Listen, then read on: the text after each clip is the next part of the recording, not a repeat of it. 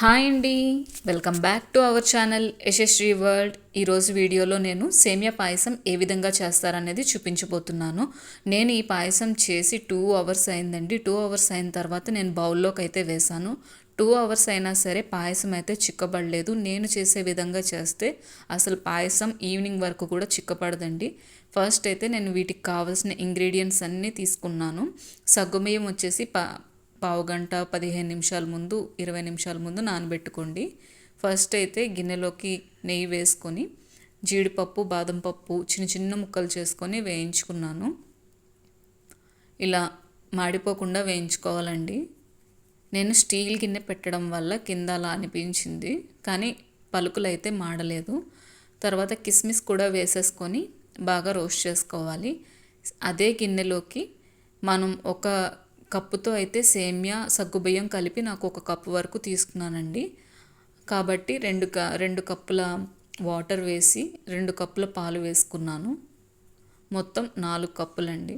2 కప్పుల పాలు 2 కప్పుల నీళ్లు వేసి అవి కొంచెం ఒక పొంగు వచ్చేంత వరకు మరిగించుకోవాలి. మనకి ఇలా పైన బ్లాక్గా ఉంది కదండి, ఇవి పోవాలి అనుకుంటే ఇలా పొంగు వచ్చిన తర్వాత అదంతా ఒక దగ్గరకు వస్తుంది. అప్పుడు మనం గరిటెతో తీసేసుకోవచ్చు. నేను పొంగు వచ్చిన తర్వాత సగ్గుబియ్యం అయితే వేసాను. నానబెట్టిన సగ్గుబియ్యం 20 నిమిషాలు 15 నిమిషాల ముందు కడిగి నానబెట్టుకుంటే సరిపోతుంది. నేను తీసుకున్నవి చిన్న సగ్గుబియ్యం అండి, అందుకే 15 మినిట్స్ అయితే సరిపోతుంది. అదే పెద్దవైతే హాఫ్ అన్ అవర్ అయినా నానబెట్టుకోండి, తొందరగా ఉడుకుతుంది. తర్వాత 3/4 కప్పు వరకు సేమియా తీసుకున్నాను. అవి కూడా వేసుకొని బాగా కలుపుకోవాలి. ఇప్పుడు చూపిస్తున్న విధంగా కింద ముద్దలా అయిపోతుందండి, అలా కాకుండా కలుపుతూ ఉండాలి. చిక్కటి పాలు కదా, అడుగు పడుతుంది. నేను తీసుకున్నవన్నీ ఫుల్ ఫ్యాక్ట్ ఉన్న పాలండి, బర్రె పాలు అప్పటికప్పుడు తీసినవే, అందుకని నేను సమానంగా నీళ్లు వేసుకున్నాను. ఇలా సేమియా కలుపుతూ ఉండాలి. సేమియా సగ్గుబియ్యం కూడా 2 ఉడికేంతగా ఉడకనివ్వాలి.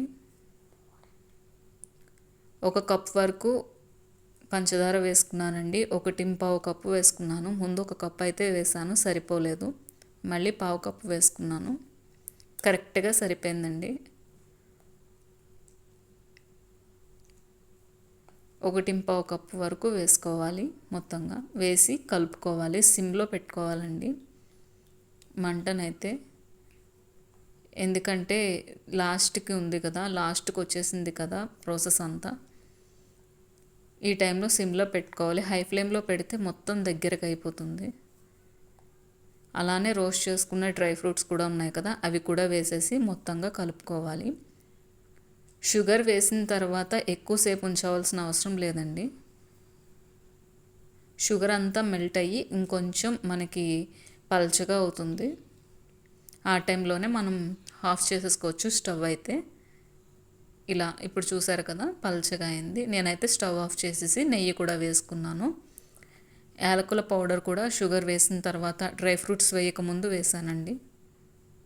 ఇలా మొత్తం కలిపేసి కిందకైతే దించేసుకున్నా. నేను ఇది సేమియా చేసిన 2 అవర్స్ తర్వాత అయితే బౌల్లోకి తీసానండి. 2 అవర్స్ తర్వాత కూడా ఇలానే పల్చగా ఉంది. ఈవినింగ్ కూడా ఇలానే ఉందండి, అస్సలు చిక్కబడలేదు.